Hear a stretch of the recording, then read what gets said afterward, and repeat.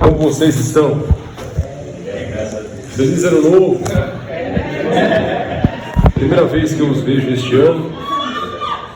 E é bom estar com vocês mais uma vez. Para quem não me conhece, vocês também que não me conhecem aqui, eu sou o Lucas, eu sou lá da igreja de Osasco.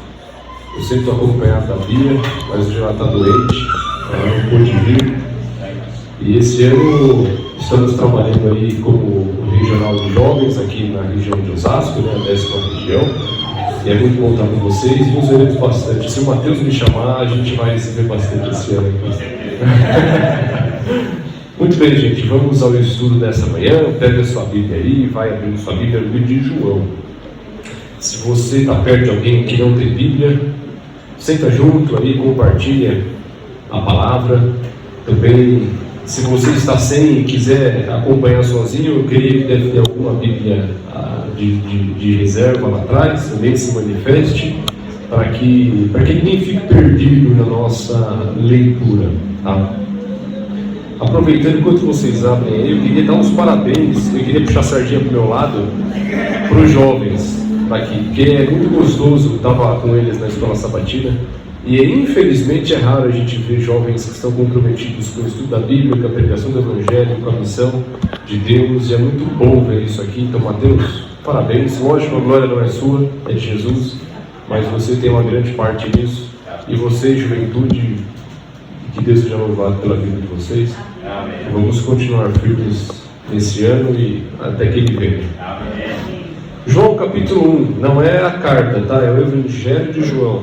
Está logo depois ali de Lucas, antes de Atos.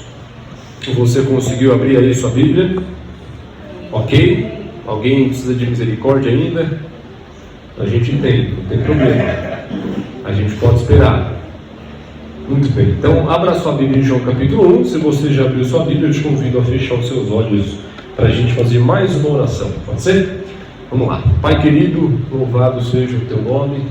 Nós vamos estudar a Bíblia nessa hora. Pedimos que o Espírito Santo nos ensine e fale no nosso coração em nome de Jesus.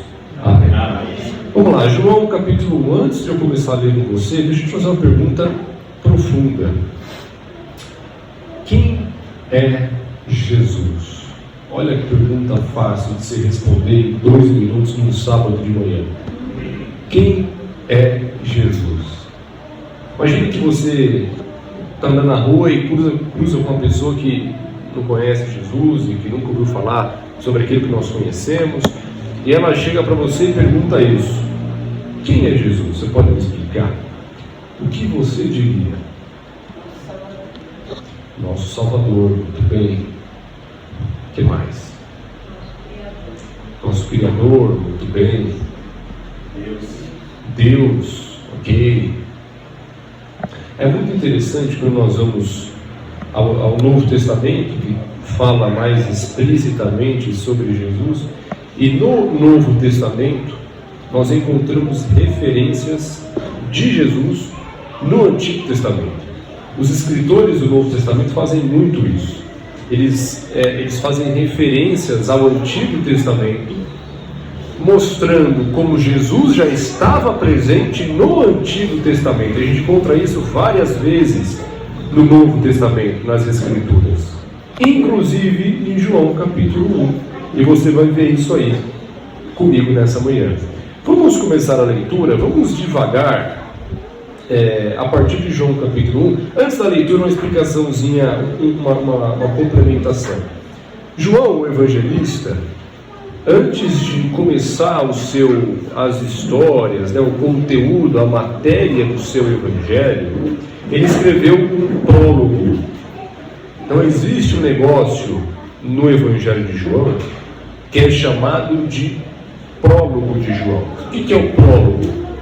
O prólogo é como se fosse um resumo, uma introdução daquilo que o escritor vai escrever mais adiante. Então o que é o prólogo de João? É João fazendo a apresentação daquilo que ele vai escrever, daquilo que ele foi escrever, daquilo que ele escreveu no seu evangelho propriamente dito. O prólogo de João, ele vai evidentemente, capítulo 1, do verso 1 até o verso 18.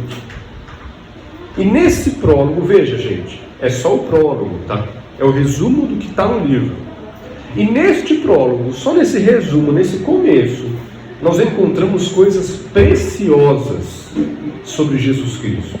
E eu queria, nessa manhã, estudar com você esse prólogo de João. Pode ser? Então me acompanhe na leitura, nós vamos do verso 1 ao verso 18. Nós vamos devagar, pausando, conversando, para a gente não se perder no meio do caminho. Podemos? Vamos lá. João capítulo 1, a partir do verso 1, nós lemos o seguinte, eu estou lendo a versão NVI, Nova Versão Internacional. Nós lemos o seguinte: no princípio era aquele que é a palavra. Ele estava com Deus e era Deus. É assim que começa João. João já começa o seu evangelho com dois pés no peito. A primeira coisa que ele fala é dessa palavra, ou na sua tradução, o verbo. Quem é o verbo? Quem é a palavra? Que João se refere e usa esse nome. Ele está falando de quem, João? De Jesus. Então a primeira coisa que João fala sobre Jesus no seu livro, verso 1, o verbo estava com Deus e o verbo era Deus. Se João acabasse aqui, já era um tsunami de informação. O livro de João foi o último livro a ser escrito na Bíblia. Não foi Apocalipse. Apocalipse ele está colocado como último, mas o último que foi escrito foi o Evangelho. Então imagine João escrevendo isso depois de quase 60 anos que Jesus já havia ido para o céu. E aí João começa dessa forma: no princípio era o verbo, e o verbo estava com Deus, e o verbo era Deus. Primeira coisa que ele fala no seu prólogo. Então vamos procurar nesse prólogo alguns elementos sobre a divindade do Messias. Vamos ver se a gente encontra. Já vimos um. O verso 1 é cristalino, mas tem mais coisa. Vamos ao verso 2. Ele estava com Deus no princípio, todas as coisas foram feitas por intermédio dele, sem ele, nada do que existe teria sido feito. Mais um elemento sobre quem era esse verbo, quem era o Messias, quem era Jesus. No verso 3, João diz para nós que todas as coisas foram feitas por Jesus. E sem Jesus, nada teria sido feito. Então no verso 1 ele diz que Jesus é Deus, para longe de qualquer questionamento. No verso 3 ele diz que Jesus é Criador. E ele continua, vamos seguir, verso 4. Nele estava a vida, e esta era a luz dos homens. A luz brilha nas trevas, e as trevas não a derrotaram. Jesus é o dono da vida, segundo João capítulo 1. Verso 6. Surgiu um homem enviado por Deus chamado João. Aqui ele está falando de João Batista, tá? Não é dele, é de João Batista. Verso 7. Ele veio como testemunha para testificar acerca da luz, a fim de que por meio dele todos os homens crescem. Ele próprio não era a luz, mas veio como testemunha da luz. Estava chegando ao mundo a verdadeira luz que ilumina todos os homens. Verso 10. Aquele que é a palavra estava no mundo, e o mundo foi feito por meio dele, mas o mundo não o reconheceu. E esse talvez seja um dos versos mais tristes da Bíblia. Para pensar na profundidade desse verso. João, até aqui, ele veio falando que Jesus é Deus, que Jesus é Criador, que Jesus é o dono da vida, que Jesus é a luz dos homens. De repente ele fala: ele veio para os que eram seus, e os seus não o receberam. Pense na profundidade desse verso. Reflita no peso disso, na gravidade disso. Reflita sobre isso. Vamos continuar a leitura. Paramos no verso 11, né? Não. Verso 10. Lemos o verso 10, agora vamos ao verso 11. Veio para o que era seu, mas os seus não o receberam. Contudo, aos que o receberam, aos que creram em seu nome, deu-lhes o direito de se tornarem filhos de Deus, os quais não nasceram por descendência natural, nem pela vontade da carne, nem pela vontade de algum homem, mas nasceram de Deus. Verso 14. Aquele que é a palavra tornou-se carne e viveu entre nós. Vimos a sua glória, glória como do unigênito vindo do Pai, cheio de graça e de verdade. Verso 14, famoso. Talvez a sua tradução esteja escrito: aquele que a palavra tornou-se carne e habitou entre nós. Aqui na minha tradução está: viveu entre nós. O curioso é que, se você procurar no original, o Novo Testamento foi escrito em grego, né? Se você olhar no grego, essa palavrinha aqui, habitou ou viveu, no grego ela seria melhor traduzida como tabernaculou. É que essa palavra não existe, mas essa é a ideia dela. Então o texto está dizendo o seguinte: o verbo se fez carne e tabernaculou entre nós. Quando você ouve a palavra tabernaculou, obrigado, Mateus. Quando você ouve a palavra tabernaculou, você lembra do quê? Tabernáculo. E quando você lembra tabernáculo, quando você ouve tabernáculo, você lembra do quê? Do quê? Do Israel antigo. Do Israel antigo. Quando que surge o tabernáculo? A gente sabe que o povo de Israel tinha um tabernáculo. Lembra? O pátio, o lugar santo, o lugar santíssimo, o cordeiro e tal. A gente sabe disso. Agora, quando que surge essa figura do tabernáculo para o Israel antigo? Abra sua Bíblia e mantenha sua Bíblia aberta em João. Põe sua mão aí, bota um cartão de crédito, põe alguma coisa. Abra sua Bíblia em Êxodo capítulo 25. Vamos descobrir quando que surge essa figura aí, esse tabernáculo do antigo Israel. Êxodo capítulo 25.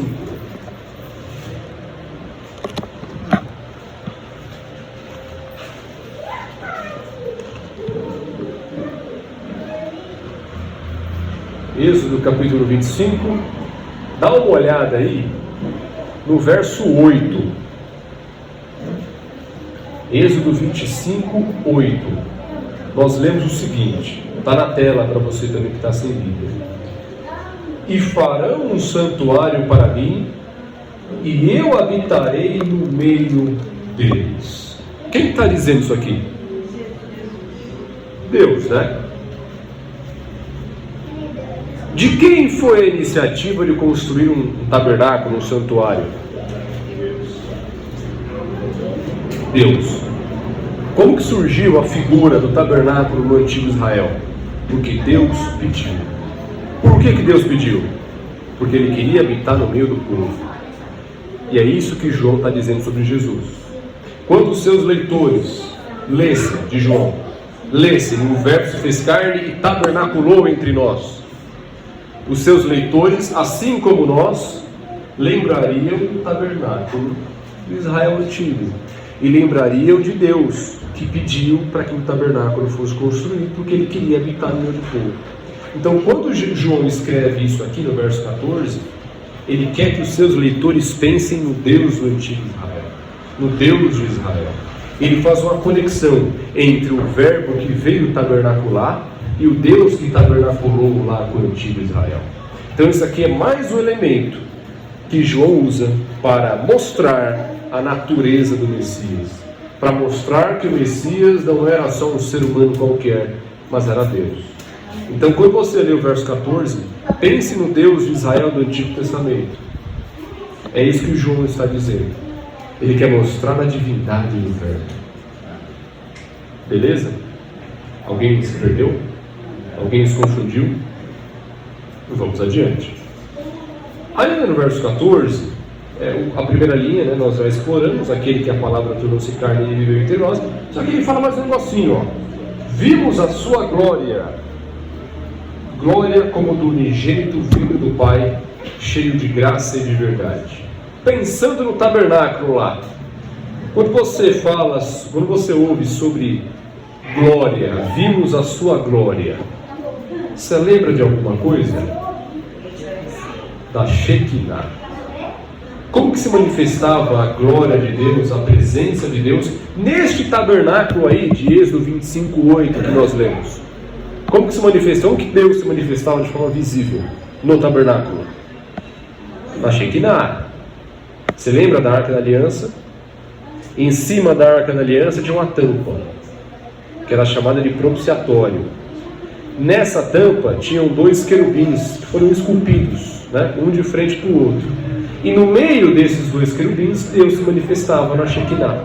Era ali que aparecia a glória de Deus. De novo, quando João escreve e fala que através do verbo vimos a sua glória, ele quer que os seus leitores lembrem do Deus de Israel, que mandou construir o tabernáculo e que se manifestava.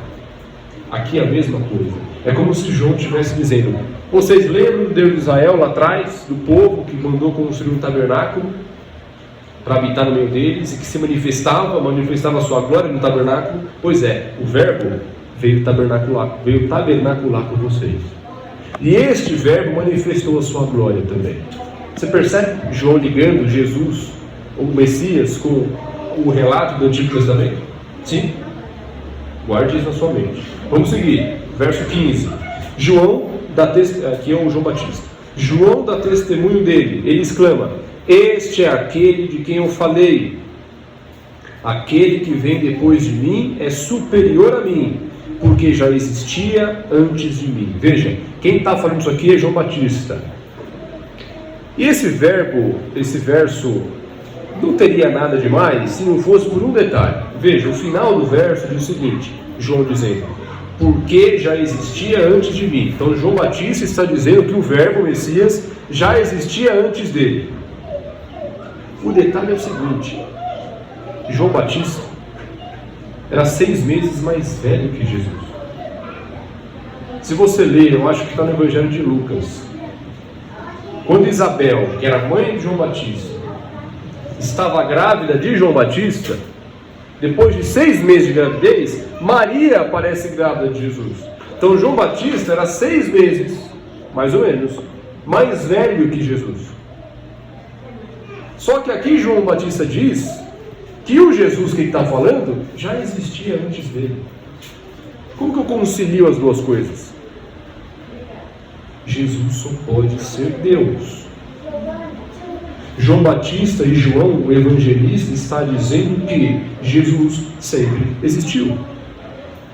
Mais um elemento que faz com que os seus leitores entendam que o Messias é Deus, que o Messias é muito mais do que um homem. Estamos juntos? Vamos seguir. Verso 16, estamos acabando o prólogo. Verso 16: todos recebemos da sua plenitude graça sobre graça, pois a lei foi dada por intermédio de Moisés, a graça e a verdade vieram por intermédio de Jesus Cristo. Verso 18: ninguém jamais viu a Deus, mas o Deus unigênito, que está junto do Pai, o tornou conhecido. Aqui João é claríssimo. Aqui ele, assim como no verso 1, aqui João chama Jesus para longe de qualquer dúvida de Deus unigênito. Então nós encontramos no prólogo de João alguns elementos que comprovaram para nós que este Jesus, este verbo, este Messias, este homem que nasceu, cresceu, viveu, curou pessoas, ensinou coisas, morreu, ressuscitou e foi para o céu. Nos 18 primeiros versos de João, ele comprova para os seus leitores que este homem era muito mais do que um homem. E aí João vai explorar isso com mais profundidade e com mais calma ao longo do seu evangelho. Abra sua Bíblia aí em João capítulo 20. Nós lemos o começo do evangelho. Vamos ler o final. Vai ao capítulo 20. João capítulo 20. João capítulo 20, ok? Verso 31.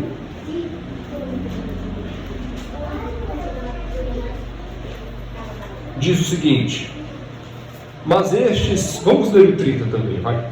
Jesus realizou na presença dos seus discípulos muitos outros sinais miraculosos que não estão registrados neste livro. Mas estes foram escritos para que vocês creiam que Jesus é o Cristo, o Filho de Deus, e crendo tenham vida em seu nome. Existe uma certa semelhança entre o começo do livro e o final do livro. A gente leu o começo e aqui João, no final, ele fala para nós, ele chega à mesma conclusão que nós chegamos no prólogo. Qual era o objetivo de João ao escrever? Mostrar quem é Jesus. E ele mesmo disse isso em João capítulo 20, verso 30 e verso 31. Agora, ficou claro para você quem é Jesus? Lendo tudo isso aqui, você consegue perceber que Jesus era muito mais que um homem? Que ele era Deus, Criador, Salvador, Redentor, dom da vida, luz dos homens, que já existia desde sempre, que existiu no antigo Israel, que atuou para o povo de Israel. Ficou claro para vocês quem é Jesus? Ótimo. Agora, a pergunta que fica é: o que isso muda na minha vida? Que diferença que isso aqui faz para mim? A resposta é individual. Você pode conhecer tudo isso. Você pode entender perfeitamente que Jesus é Deus, Criador, Salvador, que sempre existiu. Beleza. Entender é fácil. Agora, o que isso vai mudar na sua vida? Saber disso que nós falamos, que Jesus é Deus, Criador, o diabo sabe também. Agora, do que adianta eu saber se não mudar nada na minha vida? O que adianta eu entender que Jesus é Deus, é o Rei dos Reis, Senhor dos Senhores, dono do universo, se eu não permitir que Ele participe da minha vida? Reflita sobre essa pergunta. O que muda? Eu entender, mas não mudar nada, não permitir que Ele participe da minha história. Então eu queria que você refletisse sobre isso nessa manhã. Jesus é muito mais do que um ser humano. Jesus é muito mais do que um cara legal. Com muito respeito eu digo isso, mas Jesus é muito mais do que Buda. Jesus é muito mais do que Confúcio, do que Maomé. Jesus é Deus, e nada menos do que Deus. Jesus é muito grande para você entender sobre Ele e não permitir que Ele participe da sua vida. Então eu queria que você refletisse sobre isso hoje. Aonde Jesus está na sua vida? Porque se você entender quem é Ele, mas não passar disso, então não adianta de nada. Porque saber quem Ele é, o diabo sabe, os demônios sabem. O ponto é: o que farei com este Jesus? Lembra do verso 11 do capítulo 1? Ele veio para o que era seu, mas os seus não o reconheceram ou não o receberam. Jesus veio, Jesus vive, ressuscitou, é Deus. Mas se eu não recebê-lo, qual é a utilidade? Se eu não permitir que Ele seja o Deus da minha vida, o Salvador da minha vida, eu vou fazer parte do grupo de João 1,11. Ele veio para os que eram seus, mas os seus não receberam. Você quer participar desse grupo? Eu acho que não. Eu acho que você quer participar do grupo do verso 12. Mas a todos que receberam, deu-lhes o poder de serem feitos filhos de Deus. Não. Tem dois grupos, verso 11 e verso 12. Verso 11, os que não receberam. Verso 12, os que o receberam e foram feitos filhos de Deus. Em qual deles você está? Pense. Para você, responda para você. Agora eu vou mudar a pergunta. Em qual deles você quer estar? Graças a Deus, hoje você tem mais uma oportunidade de pensar sobre isso e de tomar a sua decisão. E aí? O que você vai fazer com esse Jesus, que é Deus, Criador, Salvador, dono da vida? O que você vai fazer com ele? Ele não vai chutar a sua porta e vai arrombar a porta do teu coração e vai entrar. Ele não vai fazer isso. Ele vai entrar se você quiser. Ele disse isso em Apocalipse capítulo 13. E aí? Você perceba, a decisão final é sempre nossa. A gente pode passar o dia inteiro falando aqui. No final, a decisão é minha e é sua. O que você fará com Jesus? Sai daqui com essa pergunta na sua mente. O que você fará com Jesus a partir de hoje? Que lugar que ele vai habitar na sua vida? Reflita. Ele é Deus. É tudo que nós falamos. Mas se ele não estiver na sua vida e no seu coração, não adianta de absolutamente nada. Então pense sobre isso e tome a sua decisão. Que você permita que Deus, que Jesus Cristo participe do seu viver, participe dos seus dias, que você o aceite como o seu Senhor e seu Salvador, que você aceite dele o presente da graça, para que João capítulo 1 seja real na sua vida, de forma palpável, e que a partir da sua vida outros também tomem essa decisão. Que Deus te abençoe.